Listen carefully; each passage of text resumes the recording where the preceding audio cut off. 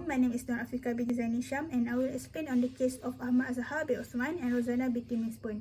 This appeal actually concerns the allegation that a famous actor and singer known as Awi had committed batteries toward his wife.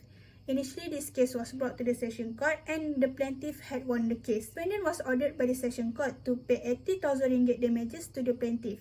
Defendant then appealed, and one of the issue arising was whether the session court had made plain error of facts regarding the 3 batteries. As we can see the facts here, the appellant accused his wife, the respondent, for stealing his money.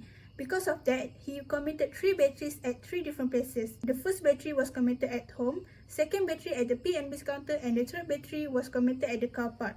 As a result, respondent suffered severe injury and was admitted to a hospital. In this case, the court followed the definition of battery by Hasbury Law of England, which was also used in the case of Daning bin Laja and KK Haji Tuaran bin Majid. According to the Hasbury Law of England, the plaintiff must prove 3 elements of battery. The first one is defendant must have committed an act which directly causes physical contact with the plaintiff.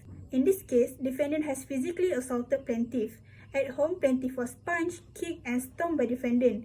At the P&B's counter, plaintiff was scolded and hit, and again at the car park, defendant hit the plaintiff. The doctor who treated plaintiff has submitted several medical reports, such as X-ray, and it was proven that plaintiff's injury was directly caused by the defendant's act. Secondly, defendant's act must be done without plaintiff's consent. At that time, plaintiff did not give any consent to defendant, so defendant's physical contact was done without plaintiff's consent. Lastly, the act must be done intentionally or negligently by the defendant.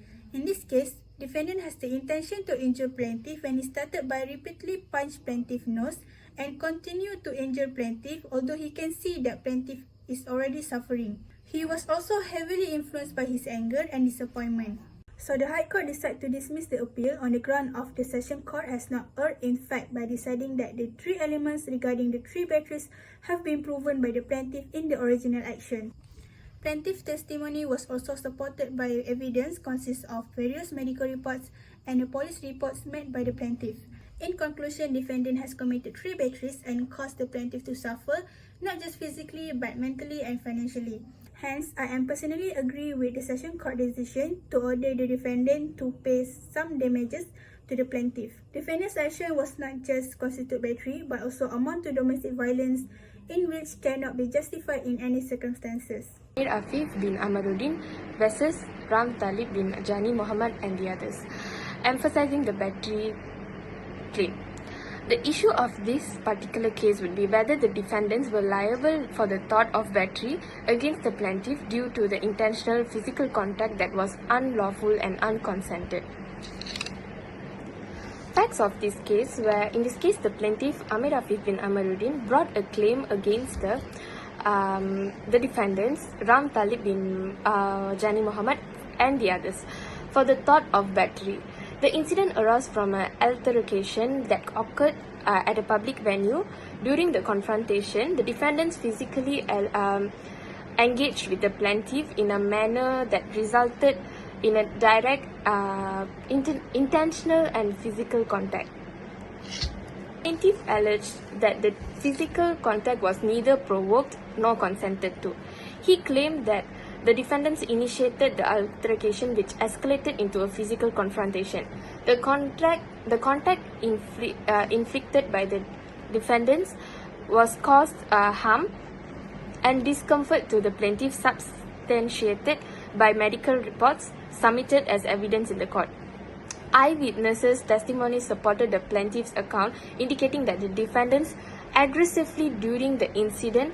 These witnesses corroborated that the plaintiff had not exhibited any behavior that could be interpreted as consenting or provoking the physical contact. The defendants attempted to justify their actions by asserting to the contact occurred during the self-defense in the context of a verbal dispute.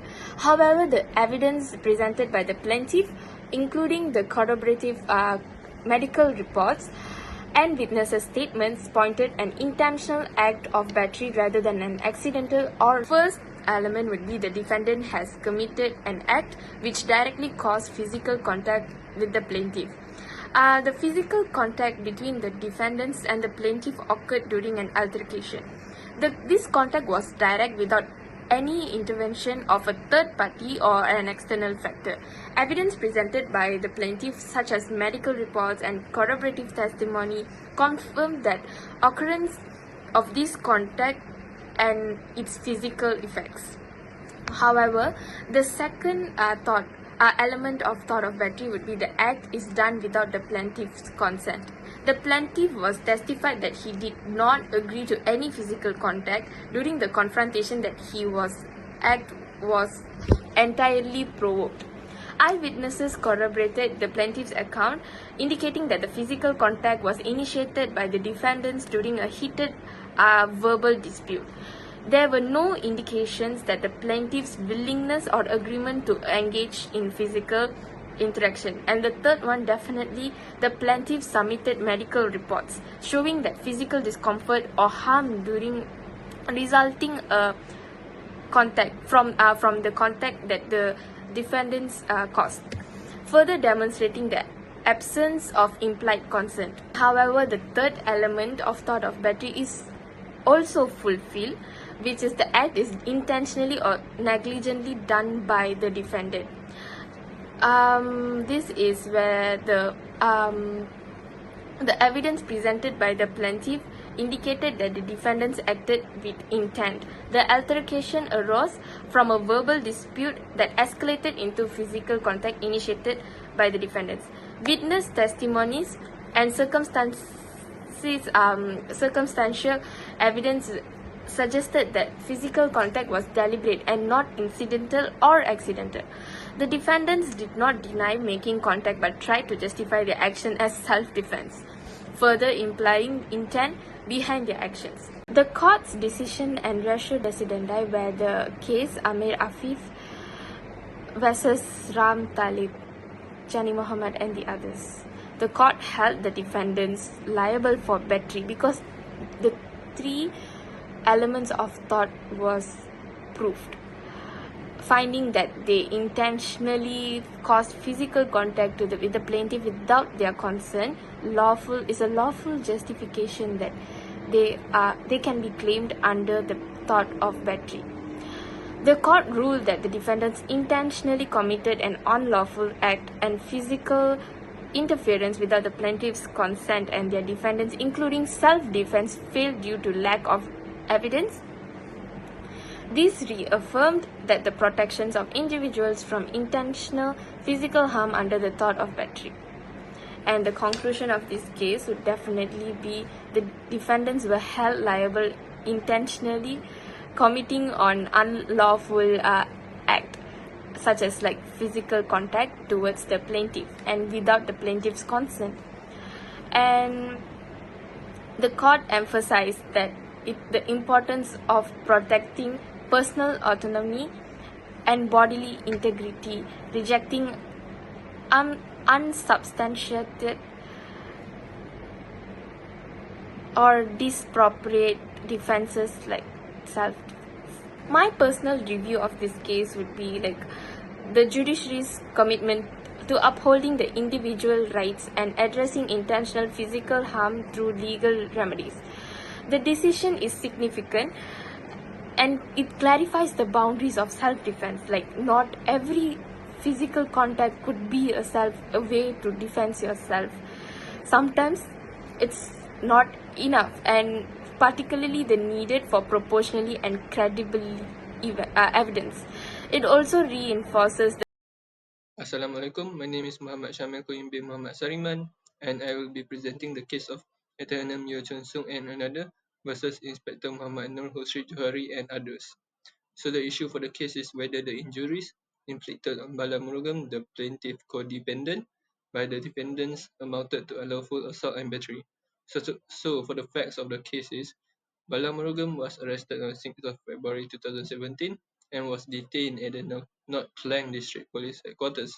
There he was physically assaulted and suffered multiple blunt force injuries caused by the second defendant, Inspector Mohan Eswaran Anak Lelaki Tiga Raja, which was later identified as the primary officer. A night later, he was found unconscious and pronounced dead on February 8, 2017.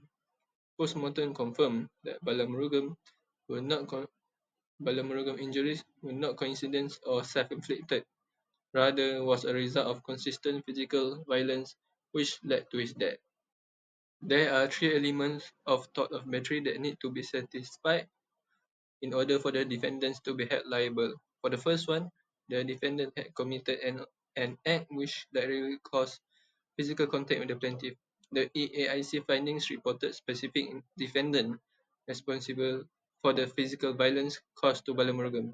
Both postmortem report also confirmed that the cause of Balamurugam death was coronary artery disease with multiple blunt force trauma, and the injuries found on him were not accidental or self-inflicted.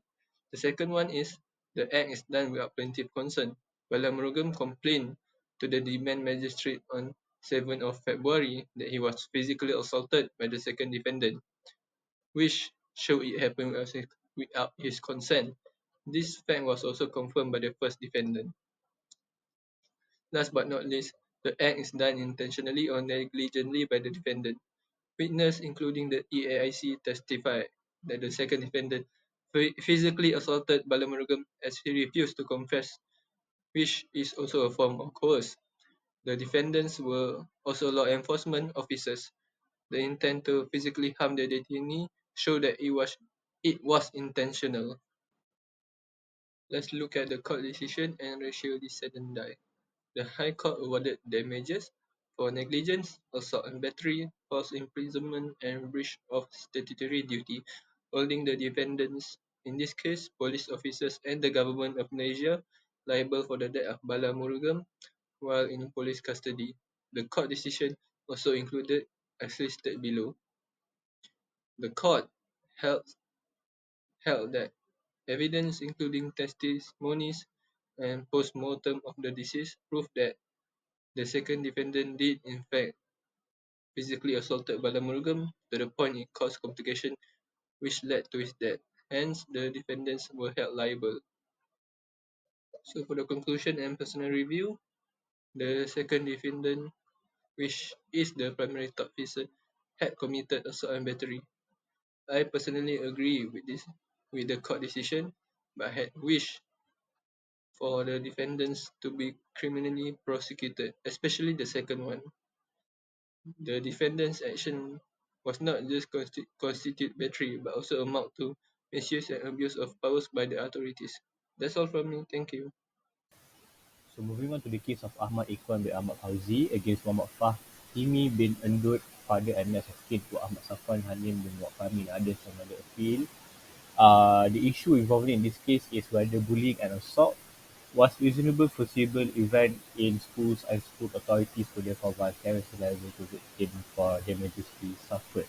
So to cut things short, the facts of the case is the child was assaulted by 5 of his schoolmates in a room at Sekolah Menengah Sains Sultan Mahmud, and the assault caused the pilot to be deaf in the ear after his right eardrum was damaged due to the assault. So there are three elements of thought of battery. Number one, the defendant has committed an act which directly causes physical contact with the plaintiff. In this case, the appellant was repeatedly assaulted by the first time defendants, and he has sustained injuries to his right ear, face, and body. Number two, the act is done without plaintiff's consent. Defendant did not attain appellant's consent to be taken to the bilik asrama Ketua Pengawasan Penang Ketua Pengawas where the assault and battery happened.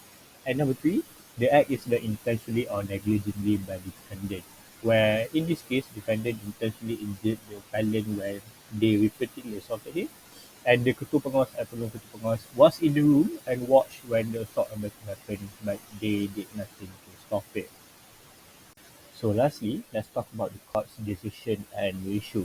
The federal court here held that bullying or physical assault was indeed a reasonably foreseeable event, as frequent spot checks were usually carried out by the wardens, and also posters provided by the Ministry of Education were displayed in the compounds of the residential schools regarding bullying in schools were proof that bullying was well within the grounds of reasonable possibility event in schools. So in conclusion, bullying and assault is a reasonably foreseeable event in schools, and the school authorities are vicariously liable to the victim for the damages he suffered. Hence, I agree with the judgment made by Justice Darley in solidifying status of test of physical possibility and vicarious liability in determining the issues in the case. I'm Cassandra and I'm going to talk about the case of Tan Peng Huat against Tan Hee Soon. The issue in this case is whether the defendant intentionally caused bodily harm that leads to the injuries suffered by the plaintiff according to the thought of battery. The facts of the case is the defendant owned a business premise in front of the plaintiff's house. On 8 September 2019, an unknown man honked his car in front of the plaintiff's house because his car was blocked by a white Myvi. Not long after that, the defendant came to the plaintiff's yard to confront him about the noise. They both had arguments over it despite the plaintiff's claim not aware about the situation. At first, the defendant only sang abusive words. Suddenly, he started repeatedly hit the plaintiff face and chest. The defendant's action has caused the plaintiff to fall down at the concrete floor. Due to this, the plaintiff was admitted to hospital for 5 days due to the injuries at his sideways and couldn't walk due to the defendant's action. Next, there are three elements that needs to be fulfilled for battery under the law of tort. The first one is the defendant has committed an act which directly causes physical contact with the plaintiff. In this case, the defendant repeatedly punched the plaintiff, causing him to fall onto the ground and sustain the stated injuries. The plaintiff medical report also shows that he suffered injuries to his right waist, was unable to walk, and had swelling and bruising on his left eye due to the defendant's action. Next, the act is done without plaintiff consent. The defendant came to the plaintiff yard unannounced, thus shows that the defendant's presence was uninvited. Then, eyewitness also mentioned that the defendant was the one that started the physical contact where he punched the plaintiff. The defendant thus did not obtain the plaintiff's consent to be touched, let alone to be punched. The third element is the act is done intentionally or negligently by the defendant. In this case, the defendant's actions of repeatedly punching the plaintiff even after the plaintiff fall onto the ground proved the intention of the defendant to cause bodily harm towards the plaintiff. Now let's look at the court decision. The court held that the defendant's physical assault toward the plaintiff amounted to battery. The court held that the plaintiff successfully proved the harm caused by the defendant's actions on a balance of probabilities, thus all elements of battery had been proven. Then the court awarded the plaintiff general damages of Rm 25,000 for physical injuries and exemplary damages of Rm 10,000 to reflect the seriousness of the defendant's action. For ratio decidendi, the court determined that the defendant entered the plaintiff's property without invitation with the intention to confront and harm the plaintiff. This intentional act of intrusion and confrontation constituted a clear basis for assault under tort law. On the other hand, the defendant's actions of repeatedly punching the plaintiff were intentional and unjustified, fulfilling the elements of battery. As the balance of probabilities applied, the court determined that the plaintiff had sufficiently proven his case while the defendant's version of events was deemed implausible. To conclude, the judgment made in this case emphasized the importance of evidence, witness credibility, and adherence to legal standards such as standard of proof in civil claims involving tortious act. In my view, both parties in this case presented strong arguments with their referred cases and acts. Moreover, this case also illustrates the importance of burden of proof and how reliable evidences and witnesses play a part in weighing balance of probabilities.